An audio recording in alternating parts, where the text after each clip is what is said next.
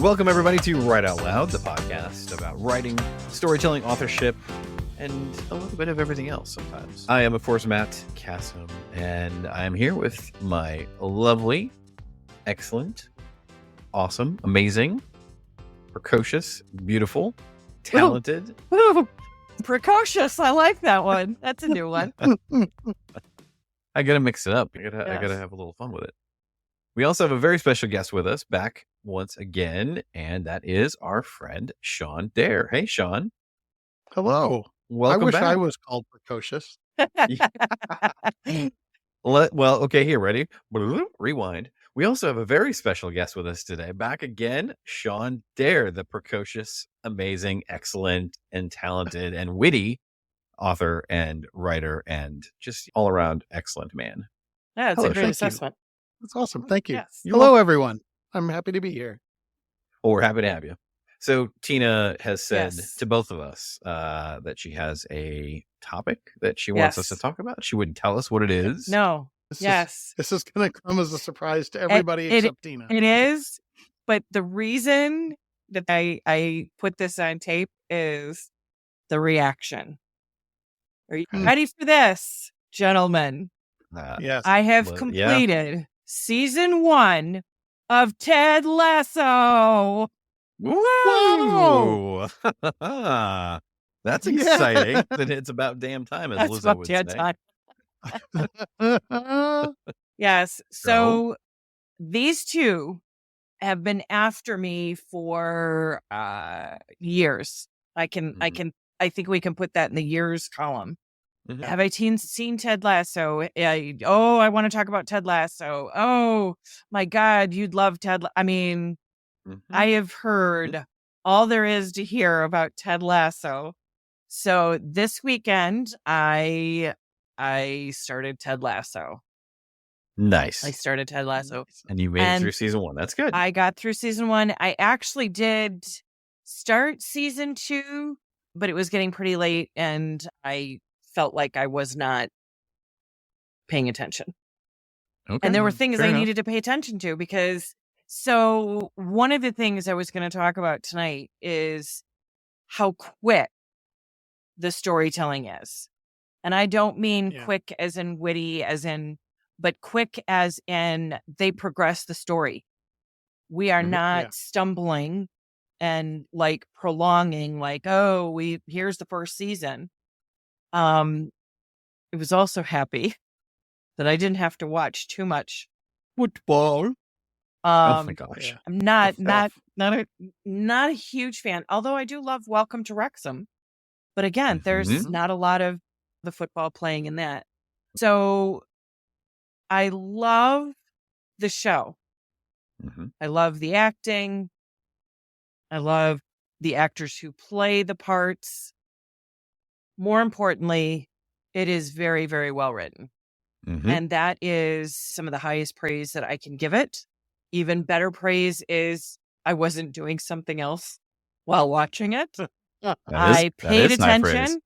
And in fact, I did do myself a favor and I put on the subtitles simply because I didn't know if I would know the local colloquialism or some of the accents are very deep. Yep. So, but I'm glad I did because there were some things that would have gone over. But the quick storytelling, what I'm talking about is a pace the watcher can keep up with it, doesn't get bored because we're too bogged down in things. And I feel like since it came out in 2020, I can say this without saying spoilers. I loved the fact that we kind of finished in that first arc, Rebecca's secret. Yeah. Rebecca's secret of, I'm going to destroy this team and I'm bringing Ted in to do that. I loved the fact that she, and I'm putting this in air quotes because I don't mean it in the traditional sense, that she fell in love with Ted Lasso. Yes. That she just was charmed by him and, yes, had difficulty doing the things that she did. She was still happy with it. But it wasn't until Keeley, whom, by the way, on the outside, seems very flighty, very frou-frou. Yep, all. Yep. You know, seems like it. What? Seems like it. Is so smart. Mm-hmm. She is so smart. It was almost as if she tagged Ted Lasso from the very beginning. She was the one who knew from the very beginning that he was doing something spectacular. Everybody else, it took a while. Took a while.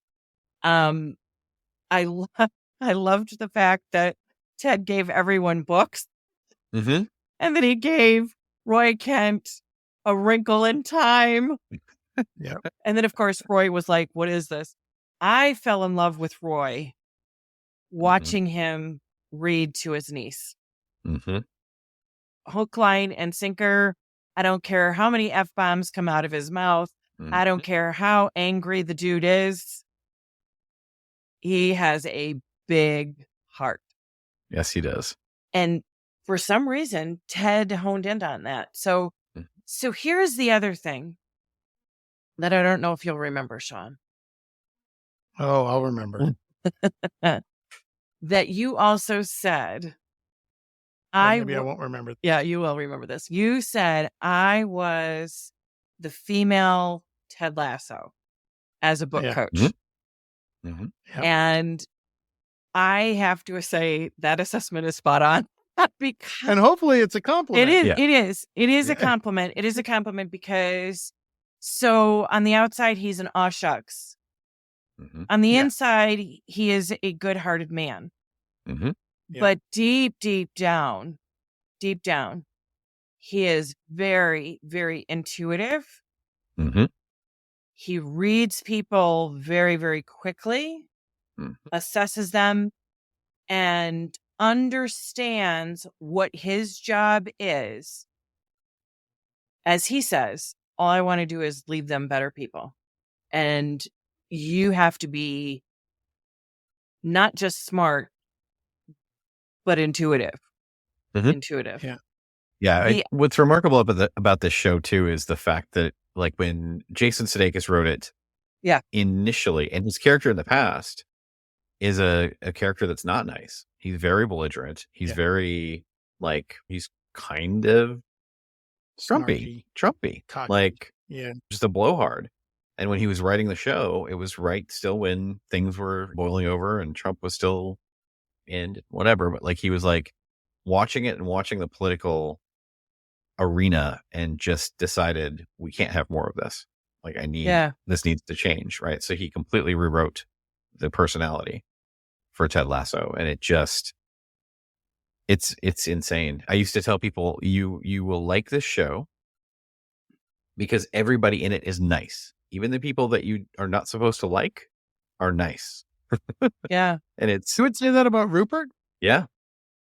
Wow. Like, he's devious and he's someone you're not supposed to like, but he's nice. Like, he was never like outwardly aggressive or nasty or anything. Like, he was just kind of. He did show his true colors in season 3 for a brief moment. Blah blah blah blah blah. No, season 3. I'm not there yet.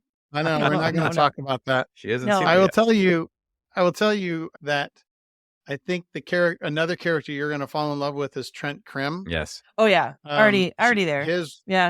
Well, he blossoms in season 2 and season 3 and is a remarkable set piece in the storytelling as you move forward. I love his character. Yep. One of the terms that I've used to describe the writing on Ted Lasso is tight. Yeah. It is very little of the extraneous. It just hits on what's necessary and moves forward, but it doesn't do it in a way that makes you feel like it's moving too fast. Well, I shouldn't say that. I felt like it moved too fast the first watch through, but there's so much depth that on a second watch through, I caught so much more that if you're not seeing it the first time through, it feels like they're skipping over stuff, but they really weren't. Yep. So it's really tight and it's packed in tight, right? Like Yeah. it's all of the emotional cues are there. They're in there very tightly next to each other. And you really got to watch the facial expressions and the acting and so on. And then the third thing I wanted to say about Ted Lasso is he is a man of conviction, right? This isn't just that he's intuitive. He also is a man of conviction. He knows what his role in this world is, and he shall not deviate from it. And he may struggle in other areas of his life, which he'll get into in season 2 in much more detail. But he knows that he was put on this earth to bring about the best in people. And the area in which he's chosen to do that is in the area of sports, being a sports manager. Yep. And it overflows to the rest of the people in his orbit in a way that makes you, like you were talking about how Rebecca fell in love with Ted Lasso. You fall in love with how she has fallen in love with him. Yeah. And it's very much platonic love. Yeah. There's no romance arc with those two. It is strictly, they are really good work friends and friends outside of work, and they support each other through some very difficult times. And it is amazing to see. Yeah. Yeah. And can I say thank God for that they didn't fall in love? Yes. Like, because it would have been so tropey, right? Like, yeah.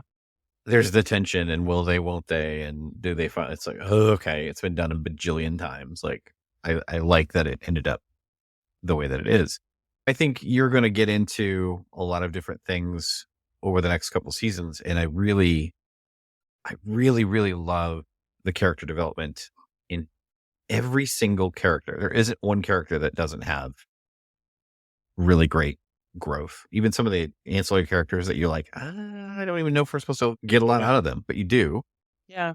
There's literally only one piece in this entire series that I went, really? Which part was that? Is it in season 2 and you can't tell us yet? Can't tell you. Yeah. But, okay. Well, then you can tell me in a text message. Yeah. You can tell me in text message later, camera. Matt. And that way. Yeah. Because there is one scene, I think it's in season 2, that also, if it's not, it's in season 3. There was one that made me go, really? And I'm curious if it's the same point. So, but we won't. Yeah. We'll so leave that spoiler for later. Back to what you were saying, Matt, about character growth. I actually think that you see it most in Jamie. Yeah. Because by the time he's on the bus and he's opening up that card with the little army guy, you can see that he has moved on from, you could see it when he kicked the ball to the other player. Yeah.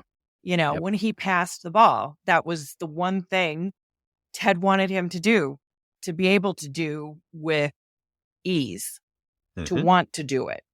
Ted didn't want him just to do it for the sake of the game.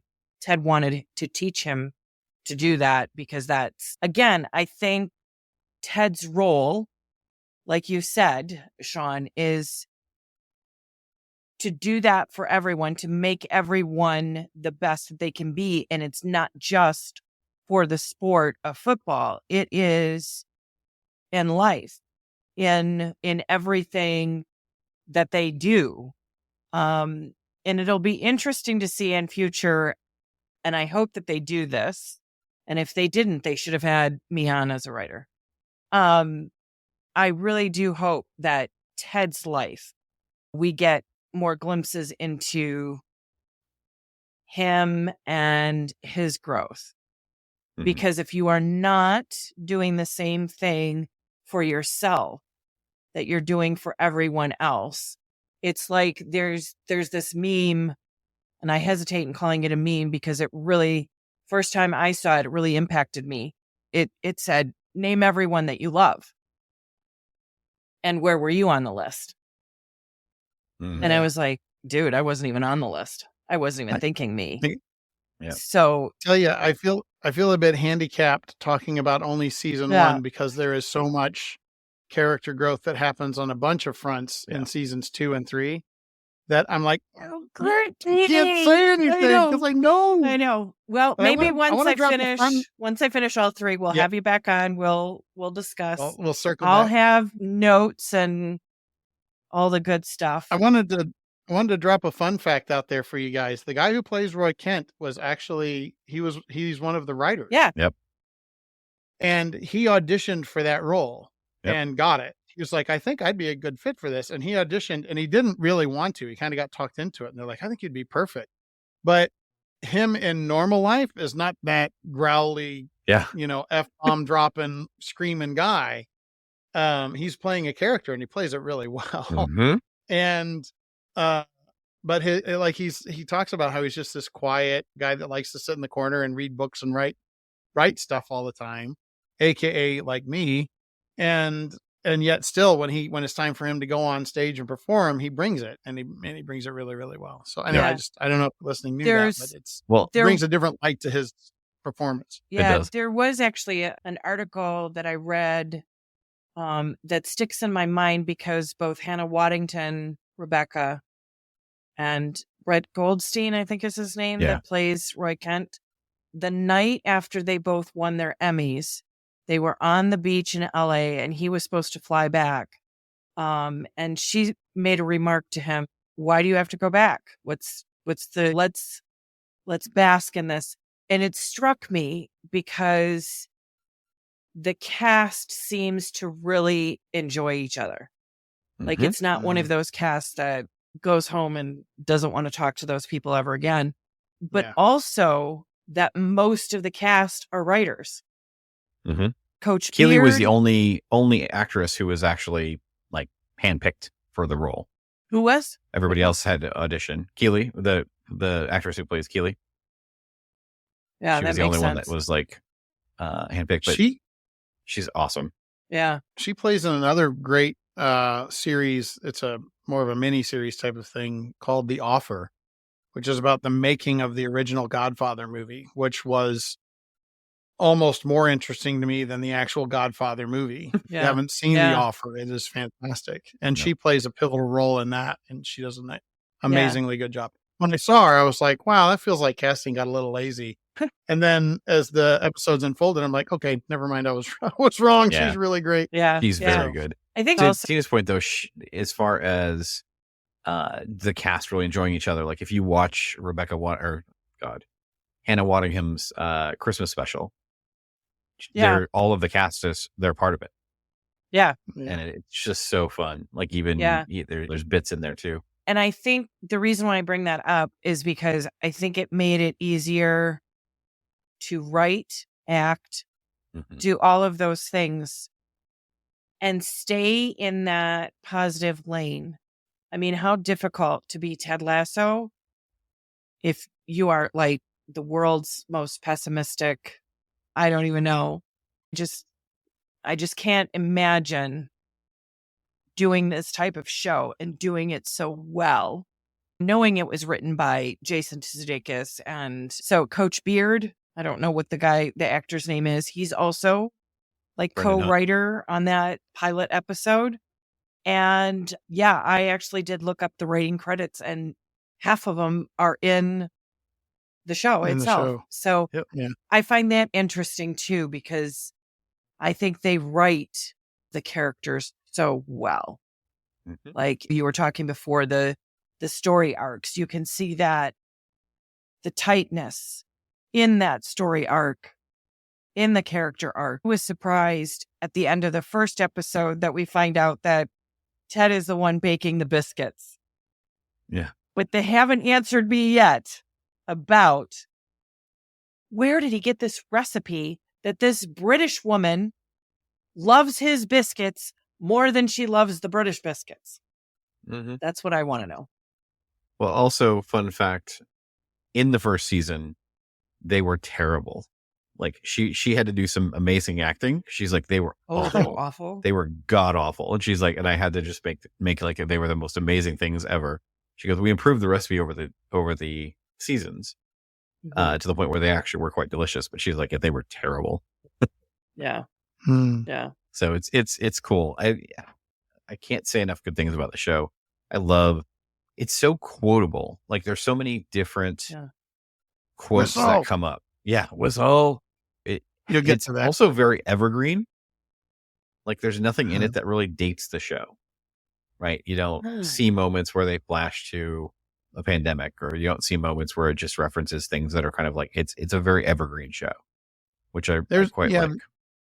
There's only one, and I think it was in season 1 where they mention the Wrexham team.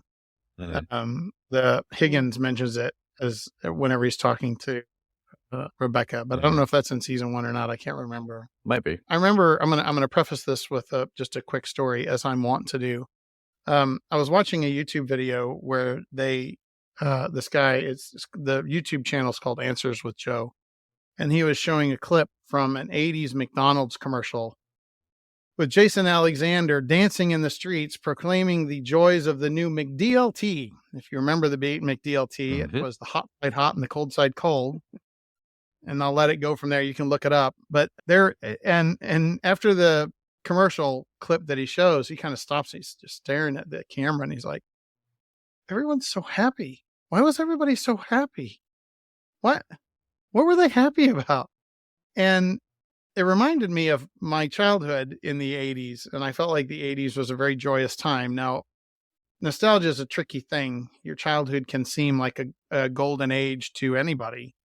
But I feel like lately we've, in our creation of projects across the board, TV and movies and writing, we've kind of fallen into this, like, we need to be gritty and real, and there needs to be a harsh light thrown on the good and the bad of society, but especially the bad.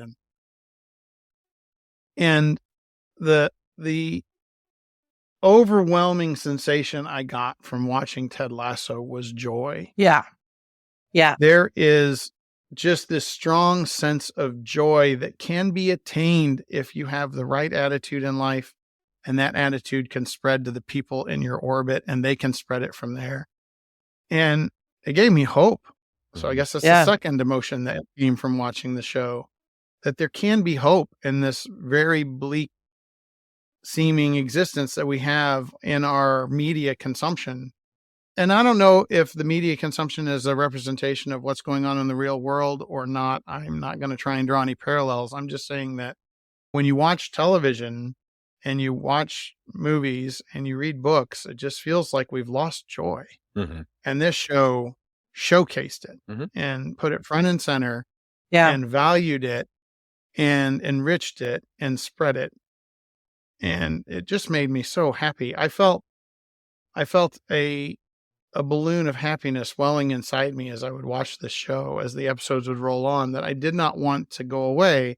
And I knew it inevitably would whenever I got to the end of the show. I was so disappointed that it ended, but I'm not going to give any spoilers, but I will say that the ending, you can tell that the writers wrote this show to be 3 seasons. They had a story to tell. They told the story. They told it incredibly well. And despite a tremendous amount of pressure from the studio and from Apple, they have said no so far to doing any more. And that takes a tremendous resolve. So I'm proud of them for that, but I also kind of hate them a little bit because I really want my joy back. I think if they were smart, and I believe that this is exactly what they did, they learned from Lost. The TV show Lost was only supposed to be like 3 or 4 seasons, and ABC absolutely 100% pressured them into creating more story, and it didn't work. It didn't work. Those first at least 2 seasons were so incredible. And they would still hold up today.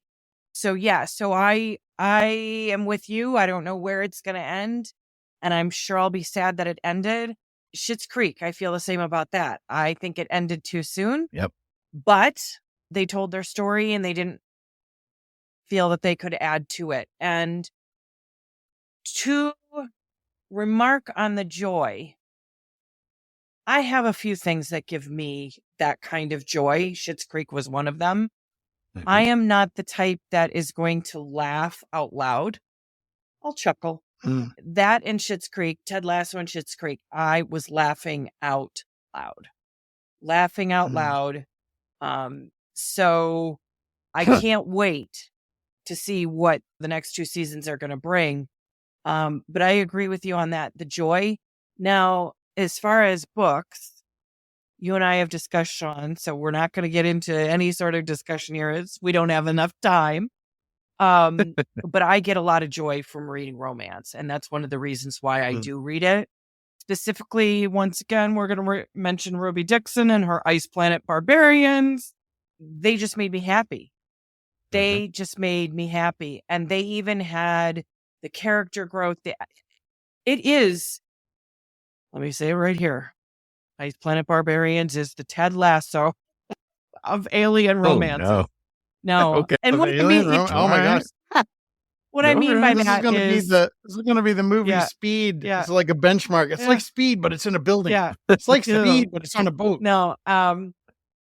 What I mean by that is it has that marker of joy, but it has the depth. It has the heart. It has the substance and the writing chops. So I'm not comparing stories. What I'm comparing is the writing, the quality of writing, and the amount of joy that you got from it. And in fact, I would actually say I binge watched season 1 like I binge watched the Ice Planet Barbarians. I went from one to the next because I couldn't stop. I couldn't stop. I had to stop, but yeah. I would like to draw attention to one more piece in this show that was a powerful moment for me. Too often in today's society, revenge, retribution, these are traits that are prized, and they're especially prized in storytelling. They make for a compelling story, how this person is going to do some intricate revenge on their enemy. Ted Lasso forgave. Yeah. He did not revenge. He did not have any retribution. He didn't even really. He kind of thought about it for a second, and he just said, "I forgive you." Yeah. He didn't even really go to that depth of, let me walk out of here. Like Roy Kent gave us the walkout. Yep. And then he'd think about it, growth, change. Yep. Ted was like, you know what?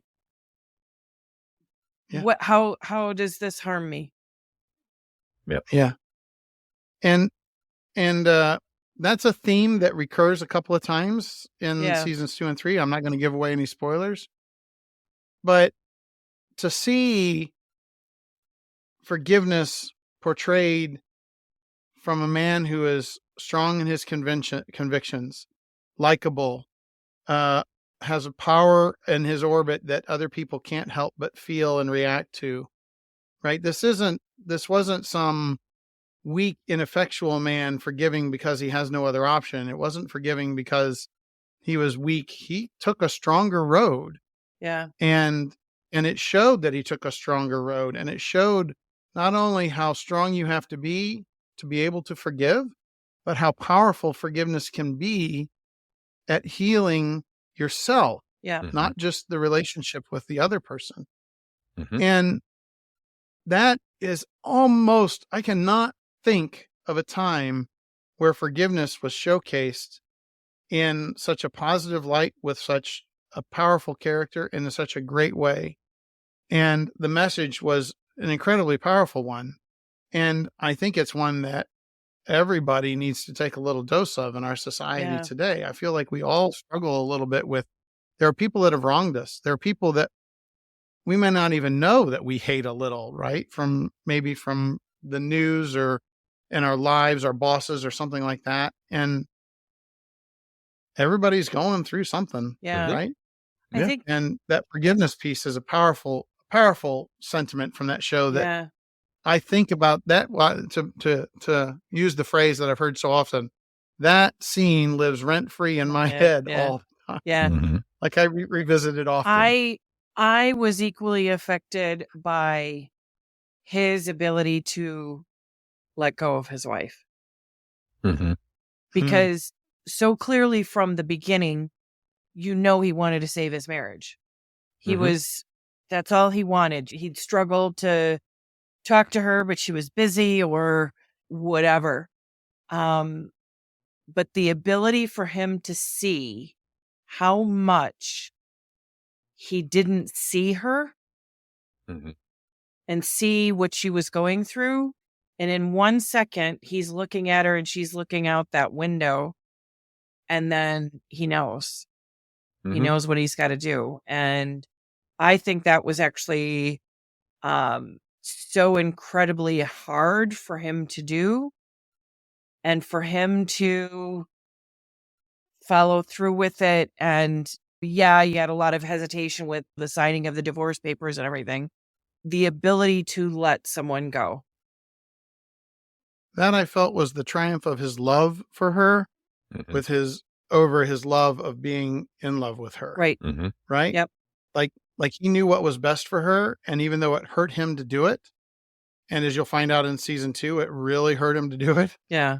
Even though it hurt him to do it, it was what she needed and he was willing to give it to her. Yep. Which also speaks to his core character. I bring out the best in the people around me. And with her, my presence does not do that. Yeah. And the best that I can bring out from her is to remove myself from her. Yeah. But that's not the case with his son. Right? Obviously. Yeah. His son, yeah. he still brings out the best in his son. Yeah.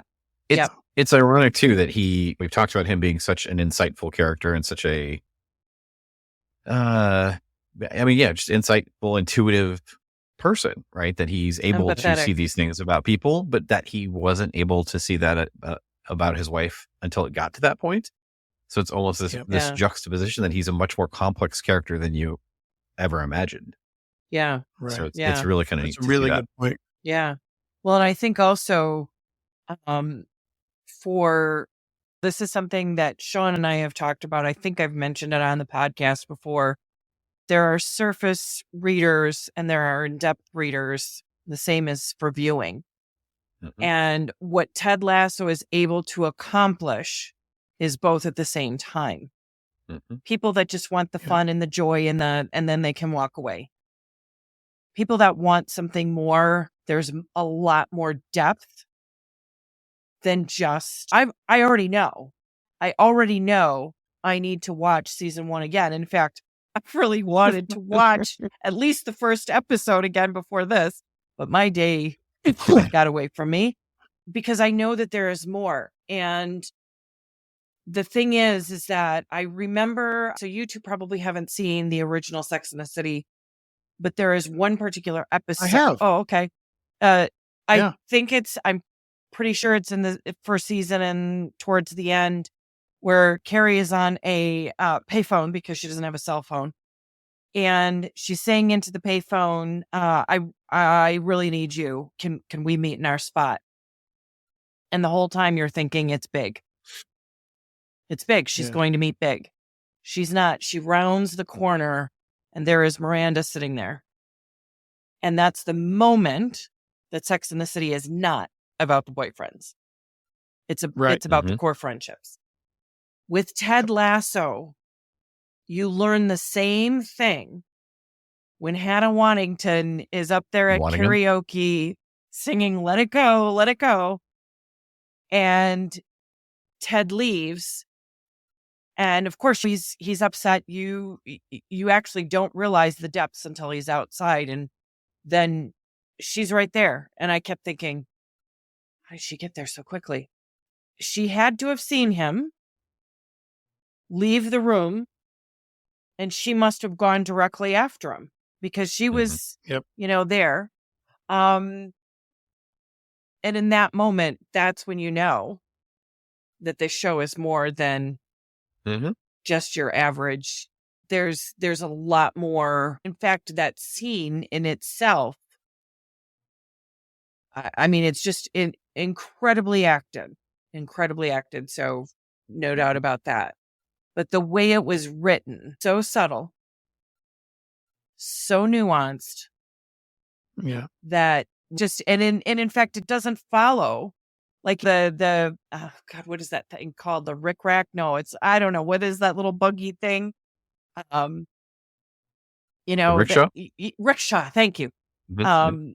I think it's actually Ted that kind of jokes and says, let's go rent one. And she's like, no. And then her and Keely are in it later. I mean, that whole scene is just absolutely incredible. And it stays with you. And all of his aw shucks comes down to those moments that, and I hope they get into it in the next 2 seasons. You guys kind of alluded to it, that things are deeper with him than they appear on the surface. And the thing is that even people that have joy every single day, the lesson with Ted Lasso that I think that might be missed is that he chooses joy. Mm-hmm. He isn't joyful. He chooses joy. He chooses Yeah. the happy. Yep. He may feel those moments of panic and depths of despair. My marriage is falling apart.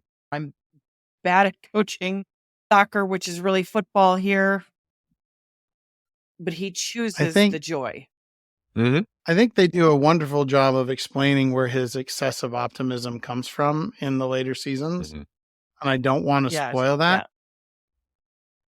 Yes, he chooses it, but I don't know that it was always a conscious choice for him based on the information you're about ready to learn. Yeah, no, and it never is. Be very clear about that. If you see someone like a Ted Lasso who is constantly going to the joy, it isn't because it's natural. They had to work at it. Mm-hmm. Yeah. You know, even with me, I am optimistic. What? I find the sunny side, but I have to choose it. I have to, after the day I had, I vented to Matt before we started to record, but I'm past it. Mm-hmm. I am past it. I know we're running over, and I just want to point out one other scene that really sticks with me and lives rent-free in my head that I think is another great message that we can all take away from the first season of Ted Lasso.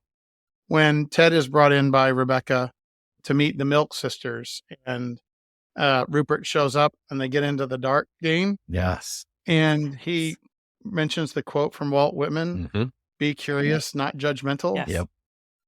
And he goes on to basically white knight Rebecca and kick Rupert's butt. Yes. Which is a fantastic scene. It is. This. That be curious and not judgmental is something that it's a mantra that I'd kind of lived by without having a name for it or any way to reference it. I always try to understand what's going on instead of judging. I haven't always been good at that. There have been times in my life where I've been pretty hurt and I was pretty judgmental. But this show renewed my interest in that approach to life, and that thought process, that kind of way of experiencing the world around you, I think is something that we could all, as a population, just take away and let's try and incorporate that. I think that's a beautiful message. Yep. So I just wanted to. Yeah. No, it is. I mean, and there's a lot of really great stuff in the show, but that one, those two scenes, forgiveness and that, are the two that really stick with me. That scene was probably my favorite scene of the first season. I mean, it's great when you see Rebecca come down and tell him everything that's going on. It's great when they have their little moments, like Keely. Man, does she throw a dart at Rebecca when Rebecca's talking about whether or not she's going to tell Ted. And Keely says, it's not that Ted will forgive you. It's me. I won't forgive you. Mm-hmm. And it just, that just honed right in to Rebecca, where it's like, and their friendship, to me, this was actually something, some of the other things I knew about Roy Kent being the way he was. I knew Ted being the way he was, and Rebecca. I had no idea that Keely and Rebecca were going to have this girlfriend friendship. I mean, it just, and right away. I mean, I knew I knew that the seasons ended with them being friends. Mm-hmm.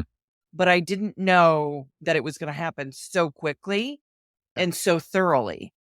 Like I said, Keely to me is that one that went under the radar. Mm-hmm.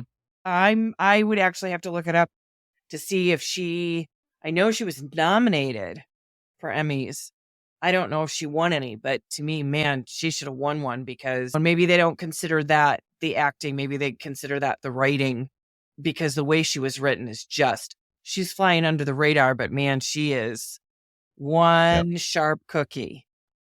Sharp cookie. So yeah, no, I loved the interaction between her and Rebecca, and the fact that Keely swooped in exactly when Rebecca needed someone on her side. Yeah. Yeah. And then you guys have talked about your favorite scenes. I think one of mine that sticks out of my head is when Keely shows up and Ted's kind of standing outside the locker room, but outside area. And she's like, do you want to be a panda or do you want to be a lion? Right. And then they have their little conversation about it. But then Jamie comes out and he's like, Jamie, you want to be a panda or a lion? He's like, why would I want to be anybody but me? And he's like, I don't think you know how mentally healthy that really is. Yes. Like it was just great. That was good. Yeah. Why did Ted choose the panda? Ted's a peacemaker. Yeah, he's just the kind, gentle. He's a peacemaker. Like he's chosen that side of life. And and it fits his character, but on top of that, it gives Rebecca the chance to go, what? No, you need to be a lion, which was a really great scene where she's completely disinterested and walking away, and she hears that. And she's like, I can't let that go. Yeah. And does a 180 and comes right back, and she's in her face. I still want Ted to answer why he chose the panda. Yeah. There is something there. There is something there. There's a reason. Well, besides the writing, we got to write it this way so that Rebecca can react. I get all that. It'll have to be in a director's commentary because it's not addressed on the show. If I ever get to meet Jason Sudeikis, all I'm going to say is, why did Ted choose the panda? Yeah, but again, I think it fits their characters. I think also with Rebecca, like there's a bit of commentary on women in positions of power and in leadership, right? Like she says, no, you have to be a lion because she has to be. She cannot be a panda, right? She cannot afford to be a panda, unfortunately. And it's kind of like thrown out there as a throwaway line, but it makes sense why she reacts that way, right? And like he's sort of I can be a panda, it doesn't matter. Like that's my Sean said it. That's who I am at my core, right? I'm a peacemaker. Yeah. She also was on her revenge story at that point, right? Her whole arc for that first season is, I need to bring revenge and retribution on Rupert. And the way in which she wants to do it is to destroy that team that he loves. And only at the very end, when Ted forgives her, does she realize how stupid she's being. And also when Higgins, just stop it, right? Oh, fuck off and all that, and tells her off and shows her that this is a flawed course that she's on. There's inklings of what the show could have done with that whole revenge story. And instead they turned a corner and went a very intentional yet positive direction. And I think that was a good way to show that Ted is the kind of guy that will forgive and be cuddly and try and keep peace because it's important. And at that point in Rebecca's life, she was like, I need to attack and I need to hurt and I need to maim as much as I can. And I don't care what collateral damage there is, which was her entire attitude through the bulk of season 1. Yep. So I also think she figured out too that Rupert didn't actually care about it. Like she also kind of figured out, okay, this isn't actually going to hurt him either. So I'm just spinning my wheels for no reason. So there's a couple of enjoyed popularity and hurting other people. Yeah. That's what Rupert enjoys. There's a couple of things as we wrap this up I want to do. One is, give me your favorite quote from season 1. So think about it for a second, and then we'll start with Tina. No, don't start with me because I just watched it for the very first time. Well, I can't even think of any quotes. It's it's not necessarily, there's so much. Go to somebody else first. I got to think. Okay. Well, I got mine queued right, up go because I ahead, already Phil. know what it is. And it's one I already said, and that is the be curious, not judgmental. Mhm. I love it, and I love how Ted loves it. How he's like, I really like that. Stuck with him. Mhm. And it is a mantra that I repeat to myself often whenever I'm behind an idiot at the grocery store, or I'm in traffic, or I am dealing with numerous other frustrations that humanity brings to my doorstep that I need to find a way to deal with in a healthy way. And so it's my favorite for sure. Mhm. So that's an easy one for me to answer. I'm sorry. That's good. Do you want to answer it next, Matt, or do you want to hand it off to Tina and see if she's got it? No, I've mean- got my answer. I've got my answer. All right, go ahead. Go ahead. all right. It is actually more a scene that ends on a line, and I'm not going to get it right, so I'm going to paraphrase. But it is Trent Krim and his article. And beautiful. yeah, article. the reading of the article, and it ends with, but you can't help but root for him. Mhm. Because that's exactly what it is. I think, you know how you said that Keeley saw through him right at the beginning? Yeah. I think Trent he may not have been able to fully digest it and encapsulate it in the beginning, but he saw something in Ted that he knew was there. And that gets proven out later on, right? I mean, I'm not saying based off of just the fact that Trent saw him eating the hottest food known to man to make this guy who drove the car. Think about that. Yep. From the airport. Yep. Drove the Yeah. car. This isn't somebody that Ted needs to impress. Yep. This isn't somebody that is going to make or break Ted's career. This is just somebody whom Ted has empathy for and knows that him just putting the food into his mouth is going to make this guy happy. Yep. Is going to make this guy feel proud of who he is and how his father is going to see him with that food. I think that is one of the core pieces that gets repeated often is people feel lucky to be in Ted's orbit. Yeah. Beard feels lucky to be in his orbit. There are a bunch of people that were very uncomfortable with feeling that positivity on a daily basis. They get angry or jealous or whatever, but they eventually realize how wonderful it is to be in his orbit and come back. Yeah. You'll see that in the show. And I think Trent Krim recognized that being in Ted's orbit is a wonderful place to be based on that dinner. And that guy, he was in Ted's orbit for an hour, two, maybe, because he drove him from the airport over to Tower Bridge and then to the stadium. And that was it. That was his whole involvement with him. And yet he was in his orbit enough that he got to feel what it's like to be in Ted's orbit and experience that joy and that thoughtfulness that he brings to the table. Yes. Yep. So, yeah. And all I have to say, give me just 1 second, Matt, and then I want your quote. But I'm stuck here, and I have to say, I want to live in Ted's London apartment, have the coffee shop just 2 doors down, and be able to walk to work. That's what I want. That's the orbit that I want to be in. That would be all right. That's it. We're all moving to London. We're all moving to England. Okay, Matt, what's your quote? So my quote is based on some of the conversations we've had in past episodes, but so it fits in really well. Taking on a challenge is a lot like riding a horse, isn't it? If you're comfortable while you're doing it, you're probably doing it wrong. And I like that. I like that idea of you've got to be uncomfortable. And we've had the conversation recently. Well, So, get out of your comfort. All right. So to wrap it up, we've got one just kind of fun thing, nothing to draw any conclusions from, but just want to do a little. So you just watched season 1 of Ted Lasso. Let's do a little trivia. See how much you really know about Ted Lasso season 1. I don't. Ready? Wait, are we both answering these questions or just? No, that's not fair. How is that fair? Both.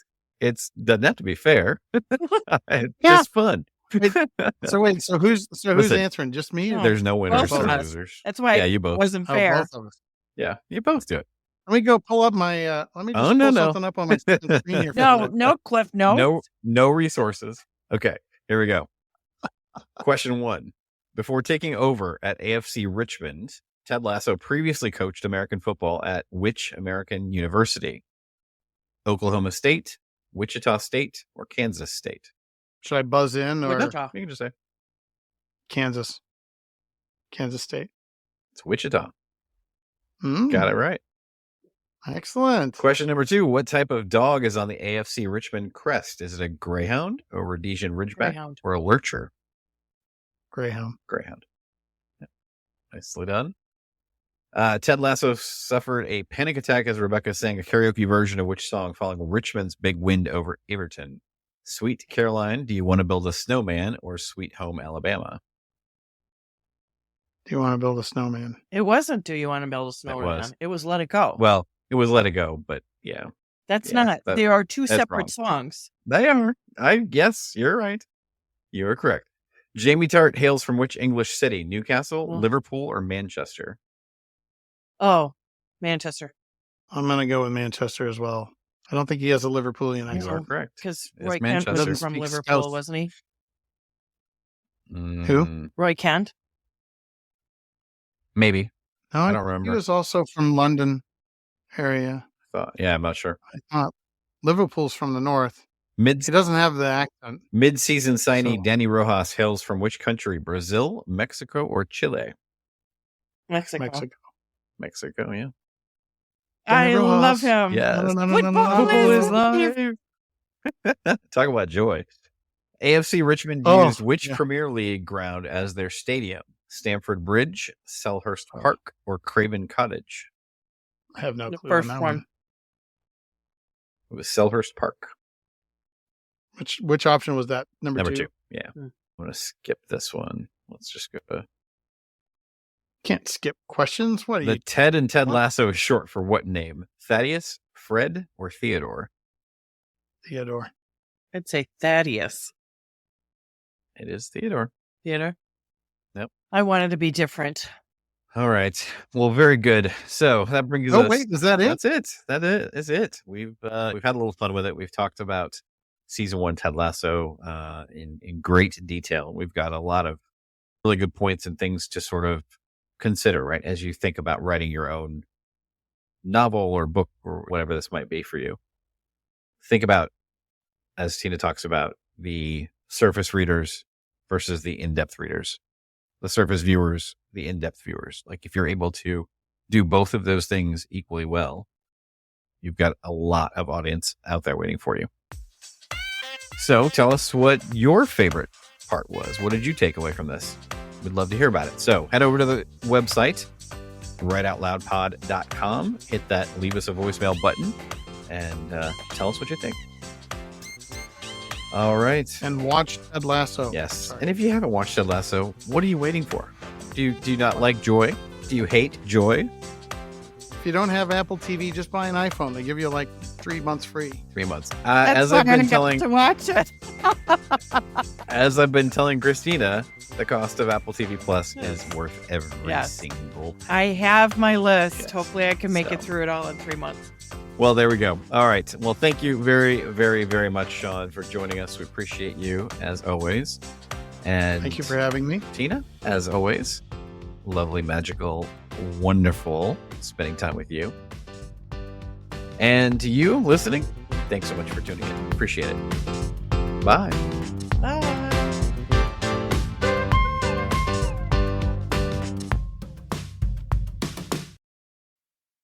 Hey, thanks so much for listening to the podcast. We really hope that you're enjoying every bit of it, but we would love to hear your feedback. Drop us an email either to matt@writeoutloudpod.com or Christina@bookmatchmaker.com.